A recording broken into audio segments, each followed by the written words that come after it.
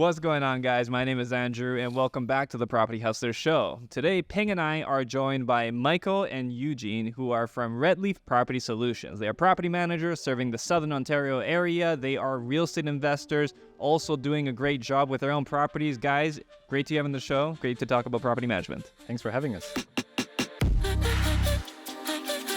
Today in this episode, we're going to be talking about all things property management. We're going to talk about how the services work, what you as a landlord, new or experienced, ought to be looking for and to expect in today's Ontario rental climate. And we're also going to talk about some of the experience that these two gentlemen have dealing with their property management company and their real estate portfolio. So, guys, want to start off with a couple of very simple, easy questions. First of all, there's the two of you who own this company and are operating it. What is it that you primarily deal with?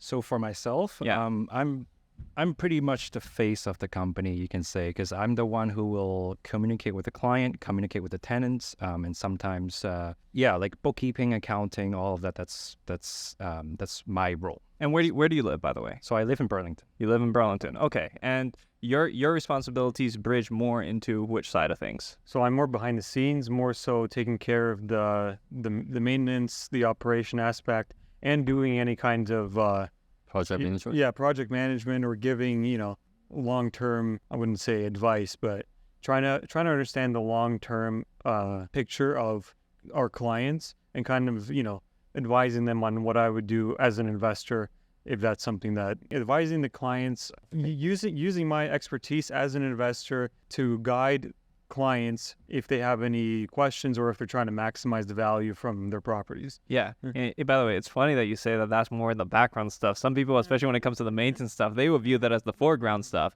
But I think it's a good combination, because sometimes people will interview property managers and really feel like their backgrounds don't necessarily reflect the skill set that they want to see in property managers. This is why a lot of guys, when they hire property managers, who they hire are realtors, construction guys, right? And they have like another primary profession. But for you guys, this is your primary line of work. And actually, Eugene, I know that you come from an electrician background. That's right? it, yeah. Like, I love construction. I love real estate. I've been in pretty much the industry for over 10 years. It comes naturally to me. I'm an investor. I understand the math behind real estate and how, to purchase it.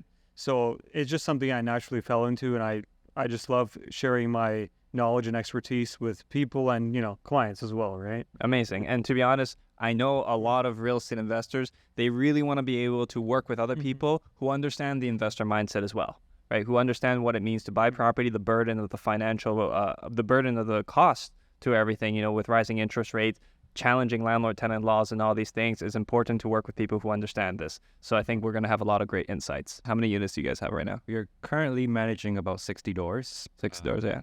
And it's growing a lot through word of mouth referrals and also our marketing leads. Okay. So yeah, right now it's 60 doors. Okay. Mostly multifamily. How do you find the clientele base that's coming in? Which fund? Like from let's say landlords coming in, what type of people, like what's the most common thing somebody's going to call you about? Right. So I actually get a lot of clients who are first-time landlords who doesn't have much experience, owning a rental property. So most of them are actually like that. I have a very few who are, who have hired property managers before or who have been doing real estate investing for a long time, but they usually have more properties that they want us to manage. And then for the newer ones, it's only one property and hoping to grow more in the future. Yeah. And is it like usually like single family, duplex, condos, like what type of thing? Yeah, you know what? Actually, a lot of the first-time landlords that I work with, their properties are usually single family condo units. And then for the ones that are more experienced, they're triplex or above. But sometimes they do have single family too. And how do your conversations go with them? Like with the new ones? Or yeah, like when somebody comes into you, like what type of conversation? Because I always found that sometimes, at least, you talk to somebody and it feels like we're doing therapy sometimes with these people, right? Like these people, as in like, sometimes the clients, they come in, and are they usually coming in before they have a problem, or do they come in with a problem? Oh, that is a good question. It's a mix of it. I have had first-time clients that come to me. They don't have any problems with their properties, but they are simply just, they just know they're busy and they know there's property management services out there. So knowing that they're busy, I just meet with them, check out the property. And then, of course, what I always do is, no matter how experienced or not experienced you are, I'm always going to try to understand your side of the story first, right? understand what's happening, why you hiring property managers instead of managing it yourself. But those conversations I find with first-time clients is usually more educational, like telling them, because sometimes they don't have any idea of how hard it is to evict the tenants, or why is it so important to handle the maintenance issue right away, right? It's to make sure the tenants are satisfied so that they can stay there more than 1 year instead of having to find a new tenant every year, because it's time-consuming and it's costly. And then there are also clients. There's one client in particular that, she called me. Well, I actually found her on bark.com. I'm not sure if you guys are familiar with that platform. So she posted an advertisement saying, I'm looking for property management. But in that advertisement, she didn't say anything, just property management. So we met with her, and when I met with her, actually Eugene was there too. When we met with her, at first glance, you can tell she's a little upset about something. She's a little nervous, and she certainly have never hired a property manager before. Like, that's clear. And as we talk, she started asking about, do you guys offer rent guarantee? And then we tell her what that is, and, we do have a service partner that offers that. And then that's when we found out that she had, it's a duplex that she owns. Basement tenant she recently evicted. Not through the LTB, but, through negotiation. And luckily, she was able to get them out. But then for the upstairs units, the tenants are always paying rent late, not listening to her at all, like with her instructions and all that. So that's when we found out, okay, she actually is facing a problem. And at first, she was just like, I'm hoping hiring you guys can keep them in check and make sure they started, being a good tenant all of a sudden. Yeah. Which we try, but it doesn't always happen that way. So we have to set some expectation there. But then later on, she started facing some issues that we have to evict it. But yeah, it's more educational usually when I talk to the first-time client. First-time real estate investors. And then for the more experienced one, the conversation is more like, have you hired property management before? If yes, what happened? Why are you switching companies? What issue did you ran into with them? And then from there, I understand the pain points, and I can then tell them, hey, this is what we do. Hopefully what happened with the other property management company doesn't happen with us. So it's less educational, but more so understanding, why, what's happening and what's your current need. For first-time investors, did they come with any problem, or did they acquire the properties recently and they started looking for a property manager, or they tried to self-manage for a while? Yeah, so again, a mix. The one I was talking about, she actually had the property for about a year, I think. A year into it, half a year, I think, if I check the record. Half a year, she had a realtor that found tenants for her. I don't think the realtor did a very good job with the screening, because when I look at the application forms and all the documents, if it was me, I would never accept it. Mm-hmm. So she had some problems there already. But yeah, to answer your question, half a year into it, and then she ran into problems and realized, I live in Brampton. I'm not going to come all the way and negotiate or, talk to the tenants. We need someone to help. Yeah. And that's when she posted the ad on bark.com, and we reached out to her. Yeah. We always found that with people with people who need to seek property management, I feel the disposition is often to self-manage initially because they want to get a taste. It's like they know that somebody's been telling them that maybe you should hire a property manager so you can be hands off. But then a lot of people have the wrong idea. Like, how hard could it be? I'm going to place the tenants, collect the rent, and that's it, right? Yeah. But obviously that's not how things pan out. And you made a good point about how some people will hire a realtor to place a tenant, which it's fine, they can do it. But then they end up having some problems later, which is interesting. What do you think is the primary difference between hiring a property manager or a dedicated leasing agent to find you a tenant versus a realtor?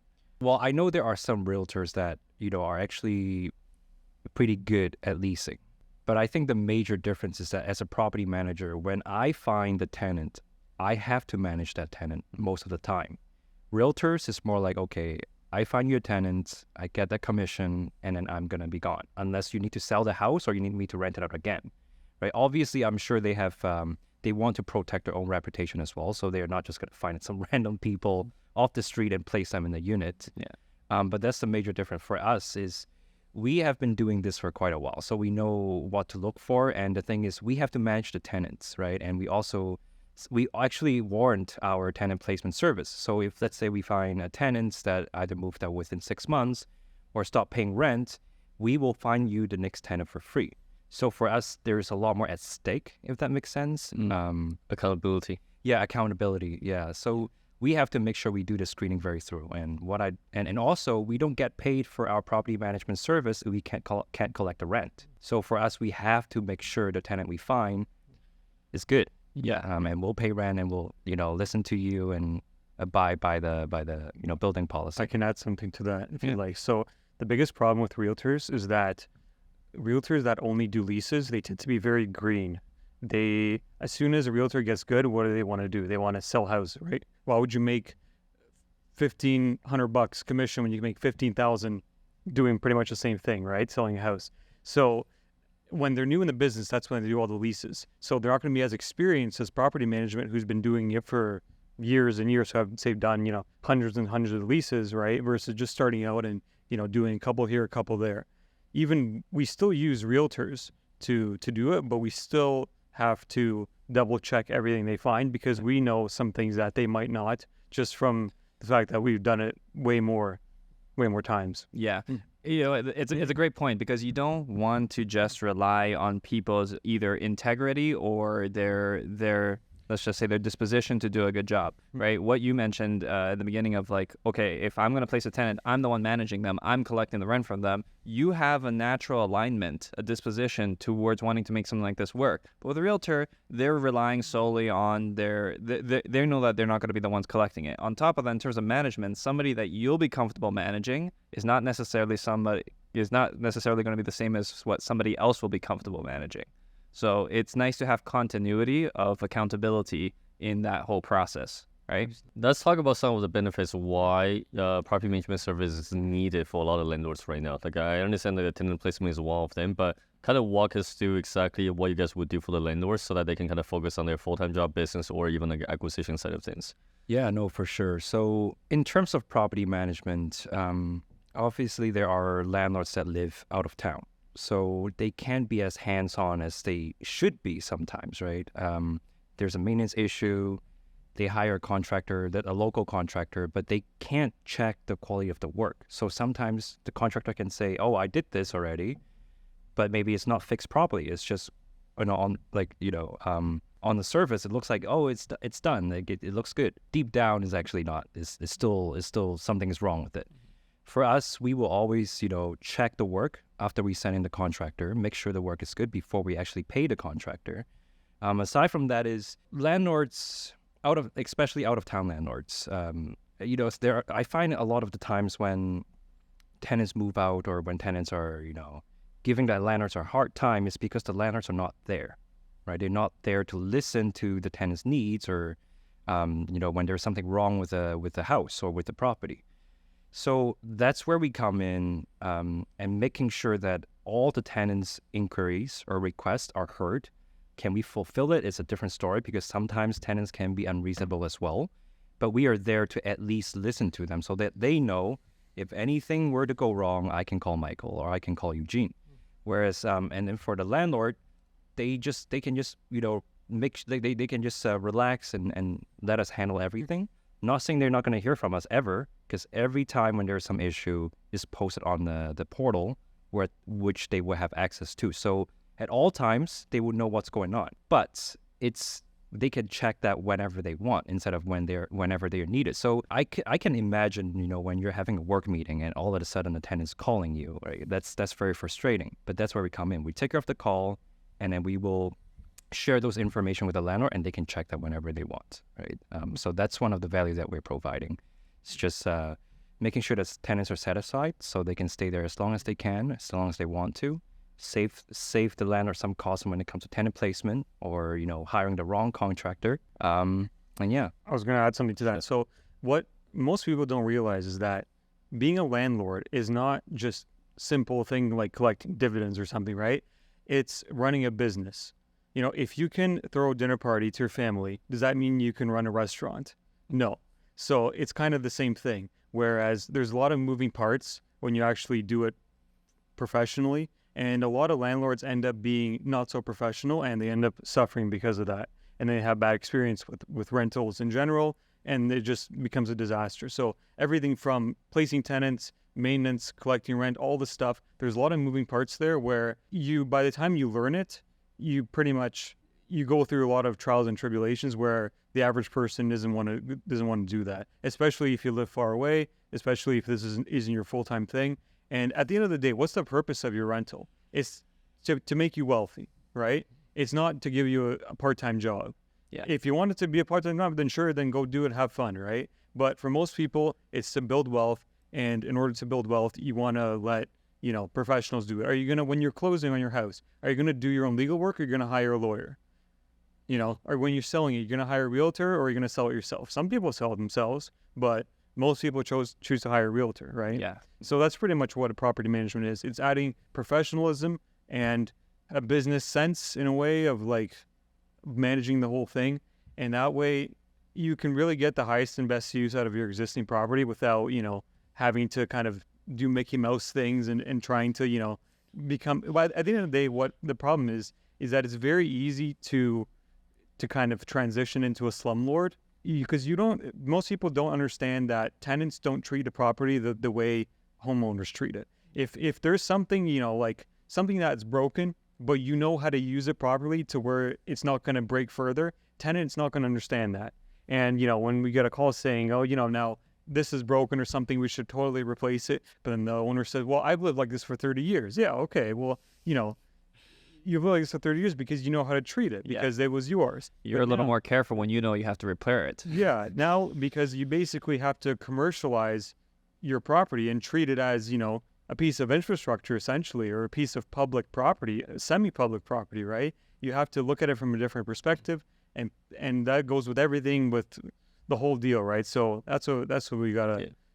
And a lot of people don't understand that, and a lot of people have questions like, how come this is like that? How come this is like that? Or when before even tenants move in, if they're wondering, how do we, make this tenant ready? I'm like, okay, you got to do this. You got to, because less issues in the beginning is going to translate to less issues in the future, better quality tenants, and everything's just going to be better. Yeah, and let me ask you a question, because you're investors in Canada as well as in the States. Yes. Okay, did you hire a property manager, or do you still have a property manager for the properties that are out of the? In the out of States, country? 100%. I would never try to do it myself, not in a million years. Okay. Yeah, that's the right answer. Why would you? I mean, okay, somebody might argue and say that, okay, if you say you have a property in St. Catharines, some Toronto investors have a property over there, and they think, oh yeah, I check on my property once in a while. But honestly, like imagine, like traffic's already bad enough as it is, right? The people who have to commute really understand this. Imagine having to drive from Toronto to go check on your property. It's just like, why do that? And you said it right. It's like you don't want to be giving yourself a part-time job. And honestly, whatever extra money you think you're saving, you're losing it on the commute. Yeah, I think, it's like a lot of landlords, first-time landlords, they don't realize that this is not a fully passive business. Like, it's not passive at all. Like, It's totally active. like I would say semi-active. It just depends on the property sometimes too, but it's active. It requires you time. And sure, maybe for a few months, you might not get any calls or emails or tenant reaching out to you. But then that doesn't mean there's no problem happening there, right? It could just all pile up at the end. And then when you're finally aware of the issues, it might be too late. Because there's this story, like I've met this client one time. It was a sales meeting, and it's through bark.com again. The landlord posted this advertisement. He has 2 properties, and in the advertisement again, just saying, I need property management. So I give him a call, find out what's happening, why does he need property management, and I met with him. He was nervous. When I saw him, he was nervous, sweating, and you can see his face is very pale. So I was like, I thought we were just checking out, the property. You don't have to be nervous. I don't think I'm a scary guy. Like, I don't understand why you're so nervous, right? So I try to build a relationship, have a conversation. And until I walk into that property, I'm like, oh my God, it's so bad. The tenants are so hostile. I'm pretty much there as his bodyguard so that he doesn't have to be there alone, because he was trying to do an inspection of the property that day. I didn't know.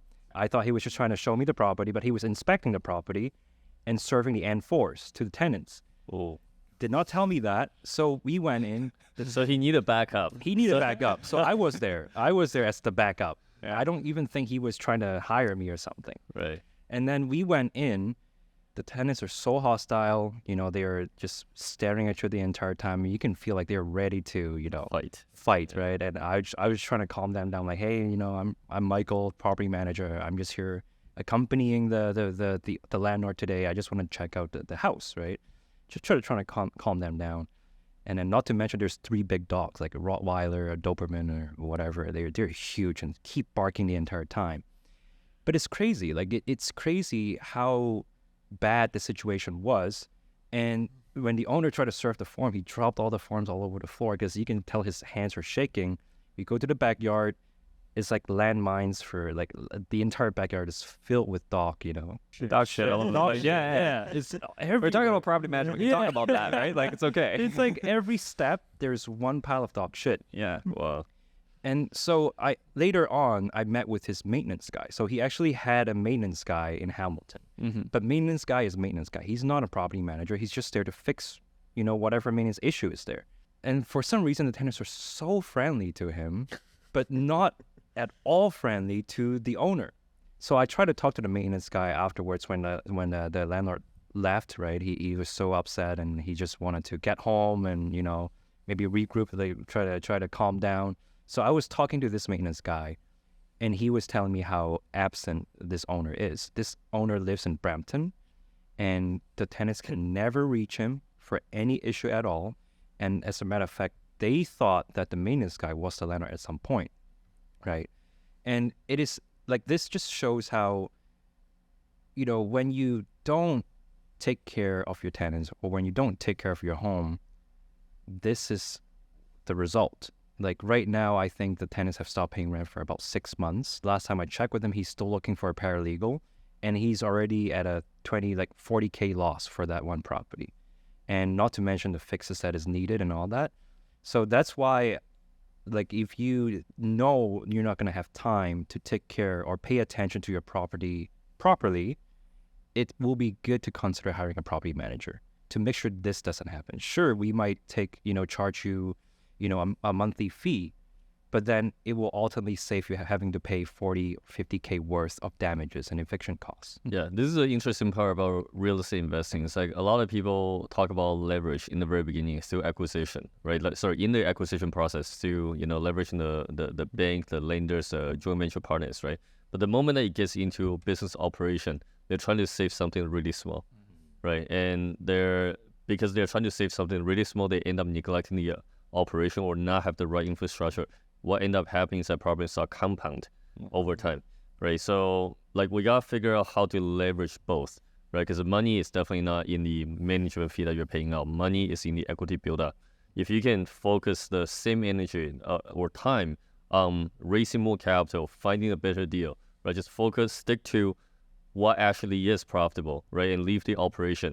That's a much easier way to scale up. Yeah, and that is actually how, to your point, Eugene, what you said is that a lot of landlords end up transitioning into these slumlord kind of figures is because they're applying a skill set where when used at a bigger level, like if you haggle on a property price when you're buying it, those are considerable savings. But now when you're haggling on like a service level thing, like maintenance, right? You're really starting to scrape away the quality that actually helps to boost the equity that you have in a property. And I feel like that's sometimes the mistake. And I think as property managers, when you see the things that you guys see day to day, you know where to save and where not. Is it easier to manage the tenant's expectation or landlord's expectation right now?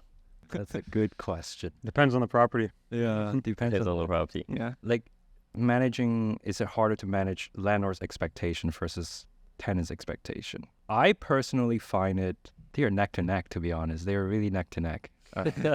Like it's different kind of expectation that I am managing. Like for tenants, it starts with when you're showing them the property that they want to rent, right? So it's like from the beginning, you're already setting that expectation.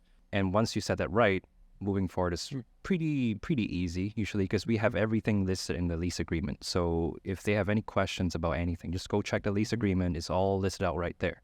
It's 22 pages long. So I don't know if they read it, but that's one of the thing we do to set their like expectation with tenants. For landlords, it really depends. Like for instance, I have clients where they bought the house 20 years ago. So their mortgage is very low. They don't have much financial stress. So when it comes to, let's say, the maintenance bill, they might not be as worried about that or concerned about that, right? I can say, oh, by the way, there's a plumbing issue here. It's going to cost you $600 to fix. Like, can we just go ahead and do it? They said, yes, no problem. And then we go do it. But then for some other clients where they might have purchased a property recently with, super high interest rates and not a lot of rental income, they might be more, like it will be harder to set expectation with them because we don't hire contractors that fix something just for it to break later. Like it might not be the cheapest contractor, but I know they do good work and they warrant their work. When I show or when I give the quote to these landlords, they will try to say, can you find other contractors that will charge $400 instead of $600, right? And then now I have to educate them and say, okay, we can find someone like that, but 2 months later, you're going to have to find someone again to fix the same issue that's going to cost you another $400. So why don't you spend $600 right now, get that work done properly, and we will warrant the work. If anything were to happen, we'll pay out of we might pay out of our pocket, or our contractor will come back and fix it for free. Yeah. So it really depends on the situation. It's like okay, you can hire a wedding photographer with an iPhone for $200, or you can hire one with a DSLR for $2,000. Are they both going to take photos? Yes. Are you going to have photos of something? Yes. But what's the difference in the price? Yeah. You get the same definition of the result, but you don't get the same result in the end. Yeah. And you know what? This is even easier to figure out because with photography or something like that, it's a little more abstract or artistic. This is like we just want things to. Quality is measurable in this case when it comes to the work that they're going to be doing. So that makes sense. And also, even from a landlord's perspective, it is, I think, important for them to understand that you guys as property managers, you have infrastructure, you have long-lasting relationships. Whoever it is that you're going to bring to service a property, they don't want to mess things up with you because you have a lot more business to give rather than a single landlord. Yeah. Right? So the accountability and the interest is much more vested. Exactly. Yeah, sometimes like I run into those issues with when I meet, when I'm having a sales meeting with a client, it's like, and then I find out that clients is like a first time or just purchased a property recently. So mortgage rate again is very high. You really have to be careful about. He really have to be careful about the cash flow, and how much he's paying, right, for a property manager and all that. Sometimes I will run into issues where they might say, oh, by the way, can I get a discount for the property management fees, or can I pay you this price instead of the price you charge? I understand that, and I try to work with them because, again, every landlord is in a different situation. My goal here is to work with you so that we can get everything, down the right path so that you can grow your portfolio or you can focus on something that matters. What we don't do is we don't say, oh, because we charge you this price or lower price, now we give you a lower quality of service. We give you the same quality of service as we would to a client who pay full price.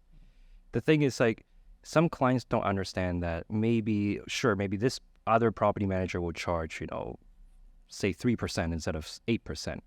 But are they transparent with you?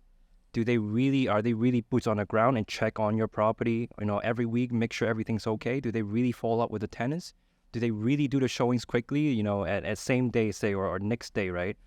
Like, do they really do that? Every week, don't say every week, because then everyone's going to... Yeah, okay, maybe not every week, but like at least... Frequently enough, yeah. But 3% is pretty much just setting up the software and let it run. Yeah, exactly. Like, it's just like sometimes it will be...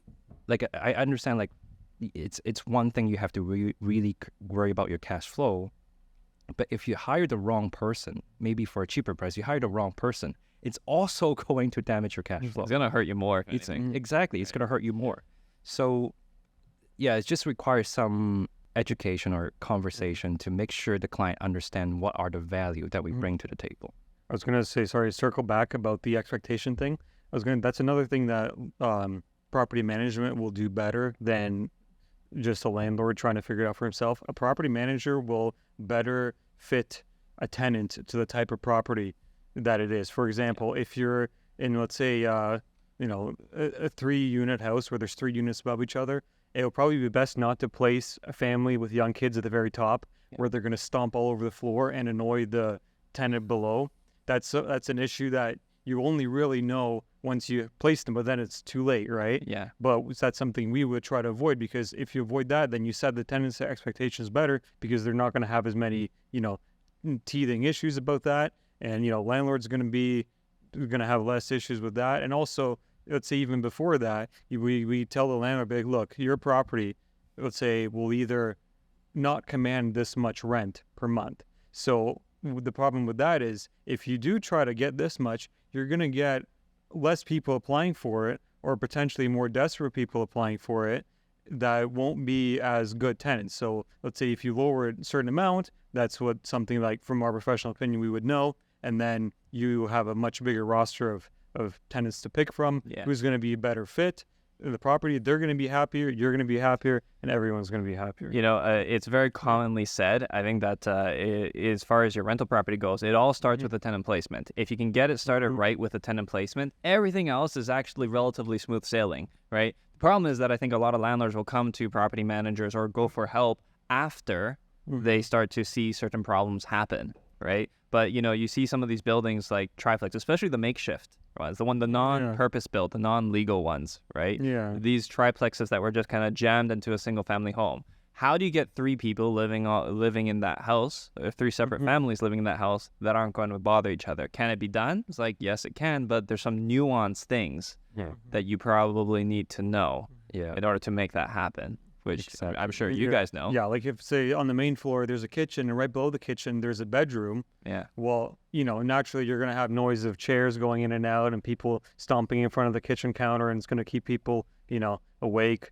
We tell the landlord, hey, you should probably put a rug there or something, because to muffle the footsteps or whatever, right? Simple little things, right? Because like noise complaints, that's another whole thing that is just a headache for everybody. We want to run it in a way that creates less headaches for everybody, because then the tenants are happy. They're going to be paying rent on time, and they're going to be respectful to everyone, and the landlord's going to be happy because he's going to get his cash flow, he's going to get his income, and no real issues. But once you start, if there's no professionalism in running the building, then things tend to start going downhill, especially if the tenants are already placed there and they're not really a good fit for it. Then it's just a whole disaster. And that's what's really hard, especially in our provinces, is to kind of remedy those things, because at the end of the day, the courts are busy. They're not going to deal with noise complaints or anything like that. They're just, it's too trivial. It's too trivial. Exactly. It's pretty much just, you're going to end up people fighting.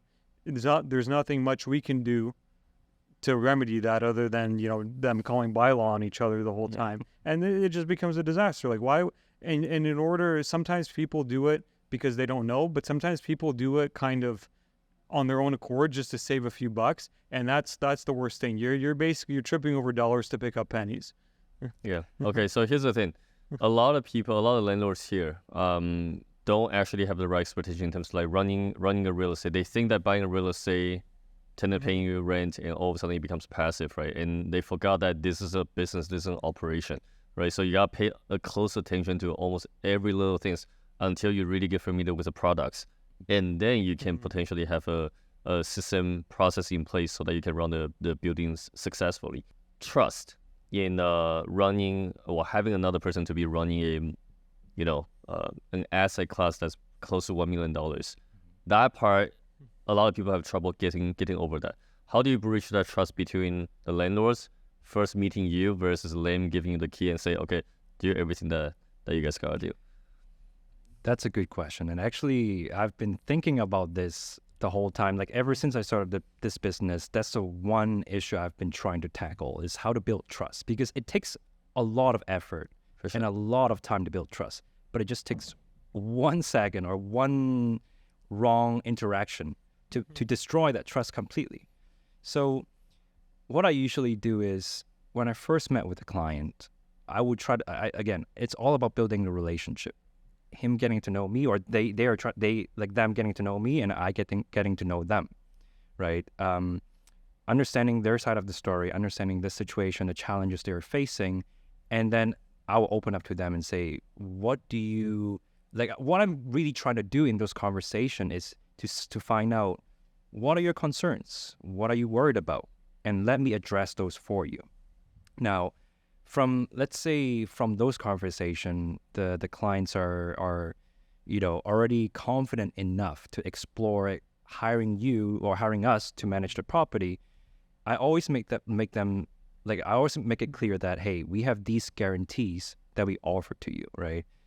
Say we don't tie you down for a specific amount of time. Like, it's not a 1-year contract or anything like that. If you want to fire us, just give us 60-day notice so we can offboard the property back to you, right? That's one of the guarantees that we offer. We don't get paid if we cannot collect the rent from you. Also, how are we holding the rent that we collected? It's in a trust account. It's not in our own pocket or anything, right? It's about showing, it's literally showing them what are we doing right now, and be transparent about it, right? So that's why we tell them how much we charge upfront. We have a pricing list that tells you, okay, to do this is going to be the cost. To do the inspection, we're going to charge you this much. Or if you buy this package, we are going to include it, and how many times does it include? Things like that, right? We list it all out, and we list it in the agreement as well, so that they know, okay, these are the guarantees that like RedLeaf Property Solutions, offer, right? If they cannot collect the rent, I don't pay them. Or, if I'm not satisfied with their service, I have a 90-day guarantee where I can get my property management fees refunded back to me. Things like that. And then from there, usually they will, like, with those guarantees, they are already pretty willing to give us a try.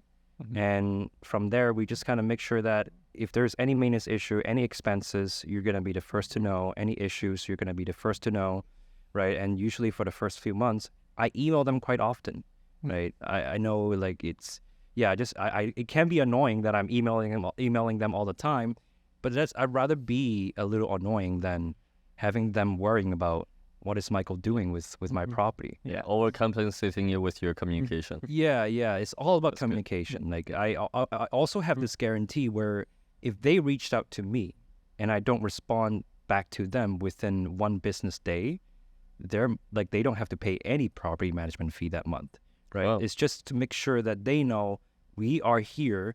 We like, our number one priority is to make you feel at ease that your property is well taken care of. Yeah. And if you want to reach me, I'm here. I'm not off to somewhere else, and I'm not I'm right here. I can answer your phone calls, and I can make sure that you get any information that you want to know. Those are some bold guarantees, right? Like, those are some things that you have to be truly accountable, and you have to be willing to actually perform. And that gives them a lot of opportunities to even test you, to test that trust, whether they email you or they check in with you, or that you are going to be responding to them. That gives them a lot of checkpoints to do it. Because, it is definitely something to think about. If somebody has a duplex or a triplex, and they're collecting like $3,000, $4,000, $5,000 a month, and they don't know you, and now they're going to say, okay, you're going to collect that money for me, and I'm going to trust that you're going to send that to me. Yeah. It's quite an adjustment for a lot of people. And oh, absolutely. And that's actually the very frequently asked questions that I get from my clients. Like, well, how does that work? Like, when do you send me the money and all that, right? And I tell them up front, hey,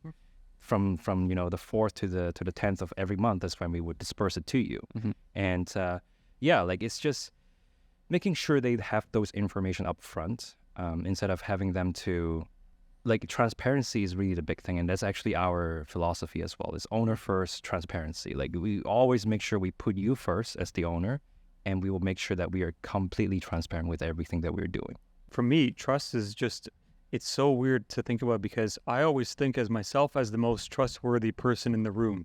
So when someone says, how can we trust you? Like, in my head, I'm thinking, like, what do you mean? Like, what do you mean? I'm already the most trustworthy person here, right? So, and like, it's hard to kind of convey that to people, that especially when they don't know you. But I'm the type of person who would rather, if you perform a service and you don't like it, or we did something that wasn't appropriate, would rather give you all your money back and kind of part ways happy, versus try to, try to, squeeze the last few $100 from you or something like that. Yeah. And because like, the vision is long term, right? If somebody is going to try to rip you off, they're going to do it and they're going to kind of get away with it at first, but they're not going to build a relationship. They're not going to have long term income. They're not going to have anything like that, right? It's like, you give a man a fish and feed him for a day, but you teach him how to fish and you feed him for a lifetime. I want the lifetime fish. Yeah, absolutely. And there's too many things to come out saying here, but I think it's important because, like, honestly, what you're saying is nailing a lot of things on the head in terms of like how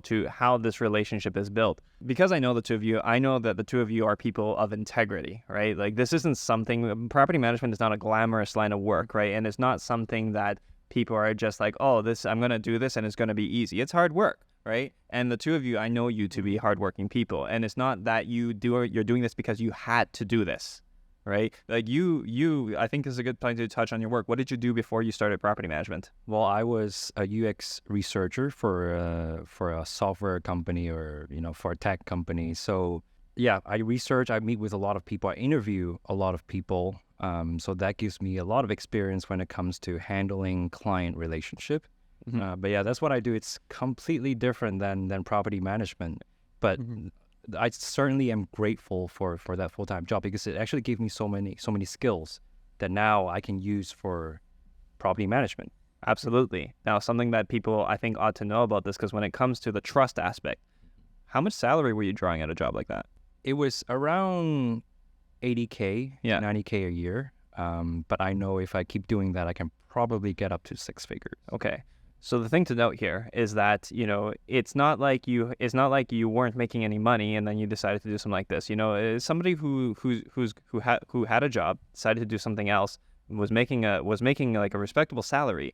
It's like these are not people that you're worried about somebody stealing from you or pulling the wool over your head or taking the tenant's money, right? So when it comes to trust, it's like where you come from speaks to who you are and what it is you're doing and why. More importantly, though, you quit your job to do this full time.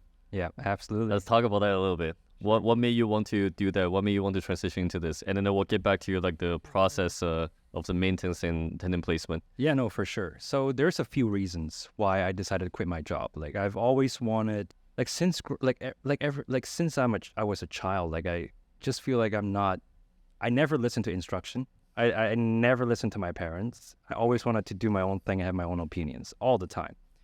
And at some point, of course, I understand that you got to be humble, you got to learn, right? But I just know that I want to be doing something of my own. Like I like the stability of having a full-time job, but there's not much, like I'm doing what I was told, right? And instead of just, having my opinion and say, oh, I want to do it this way, so let's try this way, because it's not my business that I'm running. Like I'm working for someone else. So it's different. So that's one of the reasons. I just want to have a bit more freedom, a little bit more control over my career and over my future. And the other reason is just really I've always been interested in real estate.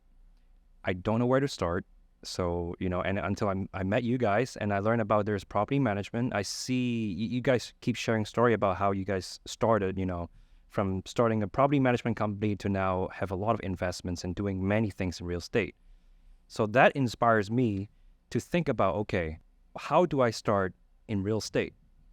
Like at that time, I literally just started working too. Like I found my first job and, I didn't have a lot of income, let alone savings and all that. So there really isn't an opportunity for me to buy a property and start renting it out or operating it as a rental business. And then I saw property management. Not only can I learn about the real estate market, learn about how to be a landlord and how to be a good landlord, I can also provide value to people who need it, people who don't have any time, but also love real estate. And it's also a chance for me to meet different people. Like I've made so many friends through, property management, but then it came to a point where it doesn't make sense to do two things at once because, our doors were growing. We were getting more and more clients, more and more properties. And at that point, I had to start thinking about, which which path do I go down? Because I wanted to make sure that the quality of service that I'm providing is not getting worse. So I ultimately have to come to a decision that it's time to quit my full-time job and try and do this, because this is something I'm passionate about. This is something I can see a future in. And yeah, here I am. That's awesome, dude. Thank you. Yeah, that's awesome. Yeah, no, it's awesome because a lot of times the courage to start something, especially in today's environment, is like you need a little bit of courage, right? Because stability right now is super important, especially in with all the inflation, carbon tax and all that, Yeah. all that stuff. So Absolutely. Like the thing is for me, I wasn't too nervous about it. And like I've always expected this day to come, because the moment I started my company, I knew this is something I want to do for the rest of my life. So I knew this is going to happen. I've been preparing for it mentally or financially, getting ready for that. And I don't know, I think it's just who I am. This is something I've always wanted to try. This is something I've always, it feels right to me. When I quit my job, it feels right to me. Well, you're definitely bridging into an industry where there's a need. Good real estate investors always talk about it, how good property management is hard to find. There's not a lot of people who are competent and willing to do this work. So if you're a competent person and you know how to grow this type of business, there's a lot of opportunity. I mean, I can name tons of people who are investing in real estate that won't invest in certain areas simply because they do not know a good property manager there, right? Confidence to invest further and further away comes from the availability of infrastructure or a network that you can tap into. So being able to tap into people like you is huge for anybody who wants to invest anywhere where they don't live, right? Because otherwise the confidence is just not there. So to that point, can we talk a little bit just about the vetting process? Because I think people are going to want to know how you guys run your business. Let's start off with tenant placement. I want you to tell me what it is you charge and what do you look for when placing a tenant? Yeah, absolutely. So we typically charge about 1 full month's rent, or like if you hire us to do property management, we do 75% of 1 month's rent instead for every tenant placement. But what that involves is obviously showings, right? Advertising the property, making sure it looks nice in the picture, it looks attractive, right? And also showcasing the highlight of that unit, right? Mm-hmm. So that's number one, and also pricing it, appropriately. So like once we advertise the unit, people are starting to reach out, and of course we always try to make sure the property or the unit gets maximum exposure. So we post it on as many platforms as we can. And once people started reaching out and wanting to view the unit is when we start the screening process. Right away, when they reach out, we ask questions like, "Oh, thank you for reaching out. Can you share a little bit about yourself with me so that we know, who we were showing the unit to, Mm-hmm. right?" And let's say that goes well, and we think this is going to be a good candidate, is when we schedule the viewing. We always try to show the unit within 2 days after the candidate reached out. Because when you don't do that, they're going to look elsewhere, look at other units, especially right now when there's so many options out there. And then you lost a perfectly good lead right there. So from there, we do the showings. And then say they're interested after that, we then send them an application form, which again, we ask them to provide information about themselves, their work, things like that. And then we look at the application, say the first, and of course, we will call the HR department of their workplace too, just to verify everything, making sure they're not just saying they work there and the documents they provided, like employment letters, is not fake. They actually still work there right now, and they are who they claim they are. And then we also call their previous landlords, do our due diligence, understand who they are as a tenant, and how they were behaving, were they on time with rent payment. Although I do find that sometimes you're not gonna, like the previous landlord is not gonna give you the most accurate, information, unfortunately. But still, we'll still do that because you never know. And then from there, let's say they pass the first screen. This is what we call the first screening process. Once they pass that, that's when we will, look at single key, because we partnered up with them, and for every tenant that we think is going to be a good fit, that will, that are also interested, we then go to single key and get a report of this candidate, so that we can match the single key report against the application, the information they provided in the application. If everything looks good, everything matches, there's no concern about this candidate, That's when we will then finalize the lease agreement and also give the landlord a heads up, give them a little bit information about who is renting, who is interested, so that, of course, the landlord will then understand, because as a landlord, I'm sure they want to know who is this person that you found, right, that you're placing in my unit. And I try to provide as much as I can while not violating the privacy of the candidate. So once we do that, and then we send the lease agreement and everything's finalized, that's our process. Do you pick the tenant or does the landlord pick?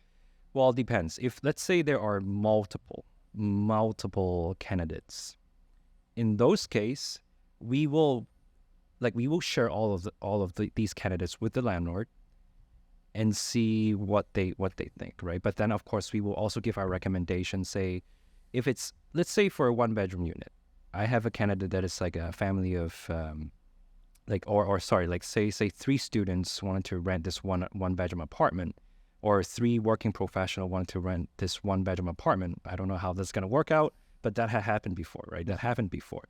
Versus there's this couple that wants to rent the 1-bedroom apartment.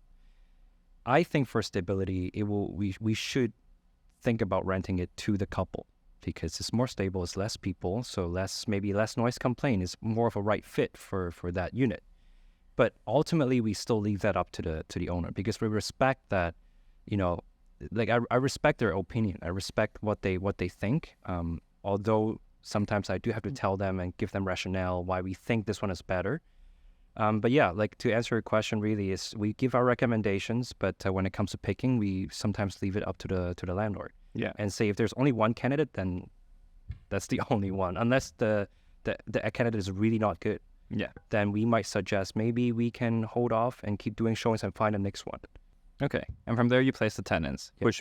which moves us on to the next operational point, which is maintenance. Mm-hmm. How do you guys go about handling maintenance? Let's say tenant has a problem there and they want to contact you guys, arrange to get things done. How do you go about that? Yeah, so usually our tenants have 3 ways to reach out to us, whether it's our tenant hotline phone number, they can call that, after hours as well if needed, if it's an emergency, or email, or our resident portal. Any way they want. They can go. Any way they want. Of course, I usually try to tell the tenants, if you submit a maintenance request through our resident portal, my entire team will get notified instead of just me. And then I have to then reach out to my maintenance guy and talk to Eugene and talk to my contractor, right? If you submit it through the resident portal, everybody gets notified. So we can actually handle that much more efficiently and quicker. We can handle that and attend to that quicker.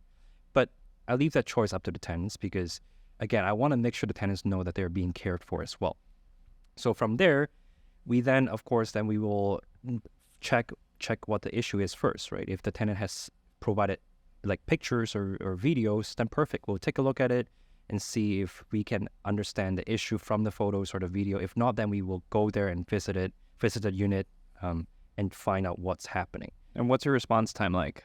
Usually within a day, depending on how urgent the matter really is, because sometimes there are maintenance requests that, it's not quite reasonable, and yeah, you just know it's. Do you have an example of reasonable versus unreasonable? Well, reasonable is, let's say, a plumbing fixture's clogged, or there's no water somewhere. Kind of more like life, not always, but life safety things, and things like that. Unreasonable requests would be something that's out of our control. Like, for example, if a neighbor is making too much noise, or yeah, Light bulbs.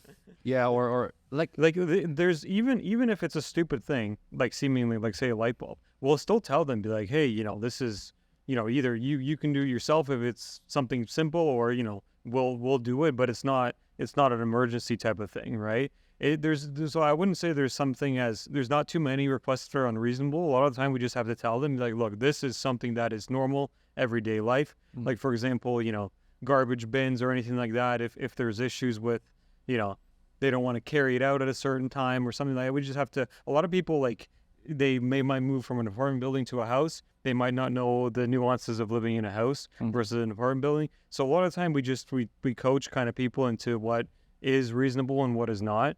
But most of the time, if it's something that we can control, we definitely want to take care of it, or at least we explain to the person be like, look, if it's something that we have no control over, you can do ABC. Like, for example, if it's a noise complaint, you can always call bylaw, they'll deal with it.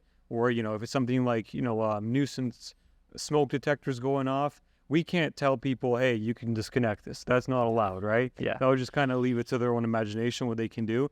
But we've had that where smoke detectors are going off in the middle of the night. We've replaced them all with better quality smoke detectors that have a different detection method that doesn't Malfunction. that doesn't go off when it shouldn't as much.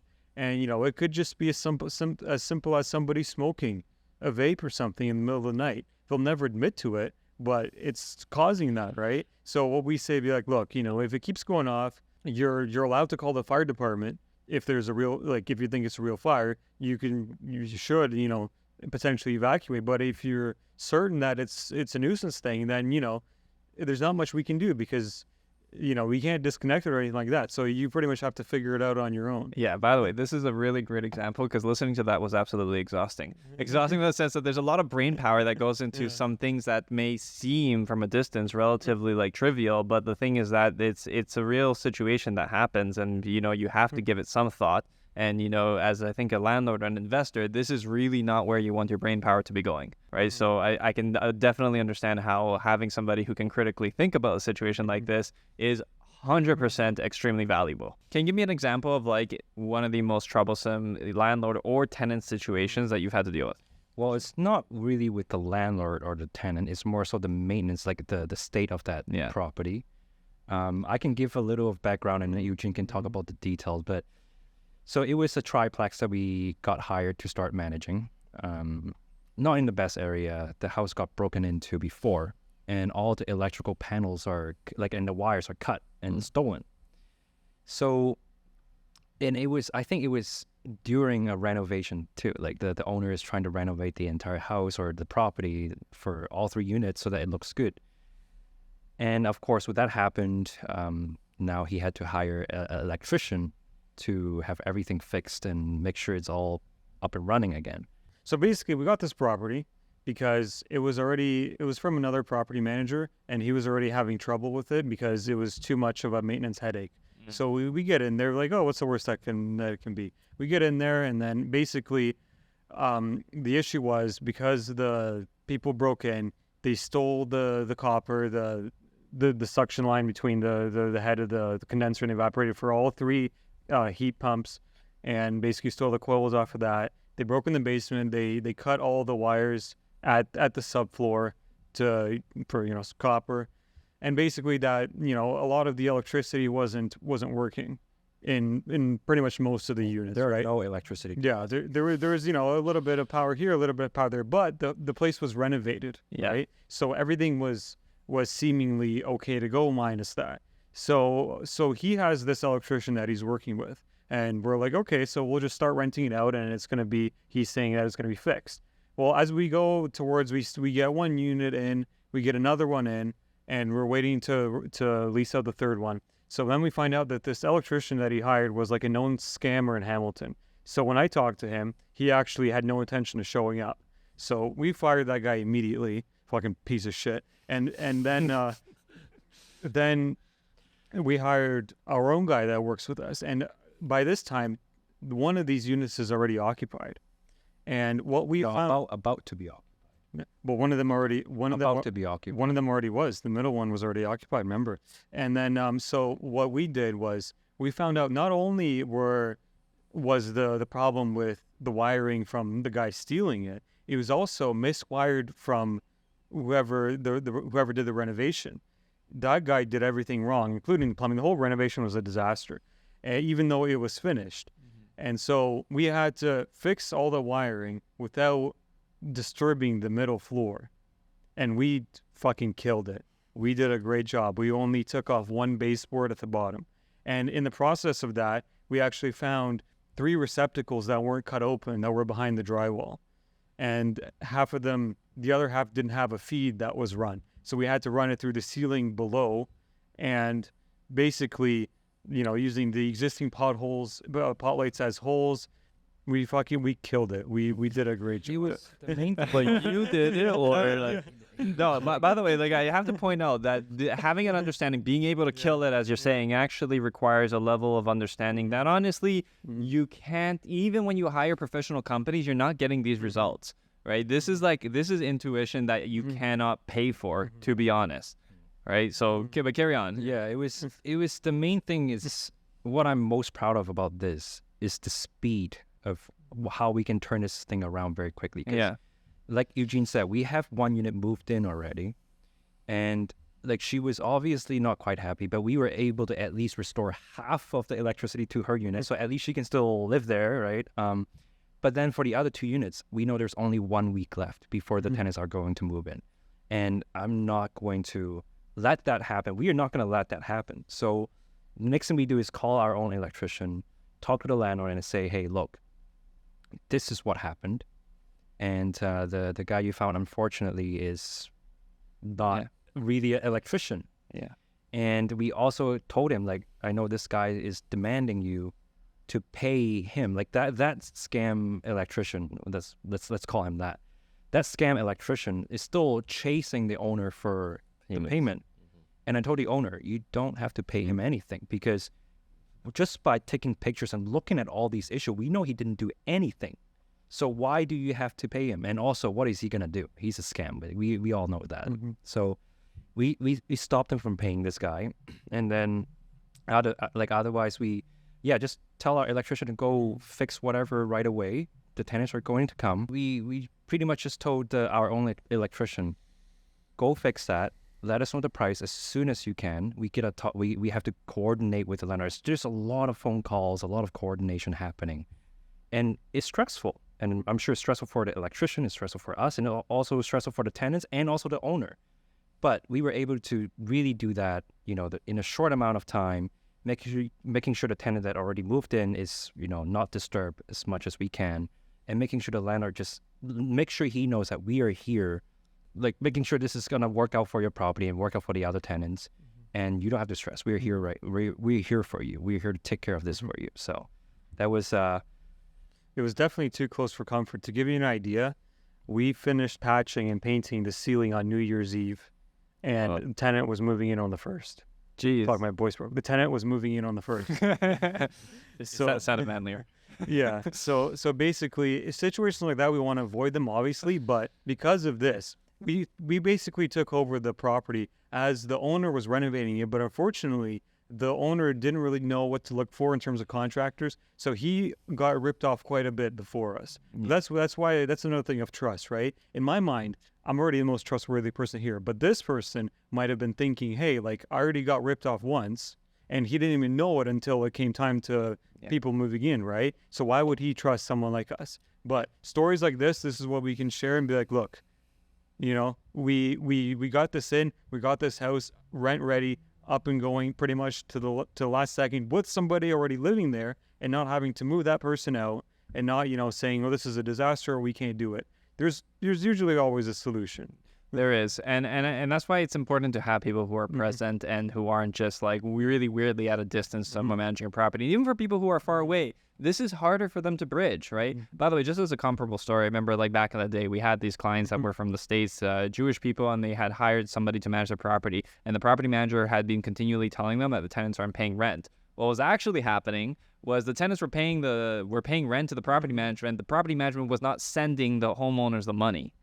So they were just straight up stealing, right? And then, this family ended up calling our company because they wanted to see if we could help them with eviction. But then we go talk to the tenants and we find out that the tenants say they're all paying rent, which is unusual. When we go in and we say, okay, nobody's paying rent, but in fact, everybody's paying rent. You're being scanned by the property manager. So these people exist on all levels, and that's why it's so important to be able to tap into a network where people are actually working for their money. Which if you guys are working on New Year's Eve, you guys are definitely working for your money. That's the kind of property manager I think a landlord wants, is somebody rain or shine knowing that if there's a problem, you're there. I think that's very important. Really quickly, recap, name of your company, how can somebody get in touch with you if they want to? Yeah, so the name of our company is called RedLeaf Property Solutions. And if you want to reach me, you can either call me at 289-768-9120 or email me. my email is on the company website. All right, perfect. We're gonna make sure to leave some information about them in the description. Otherwise, guys, great to have you on the show. Thank you. Thanks for having us.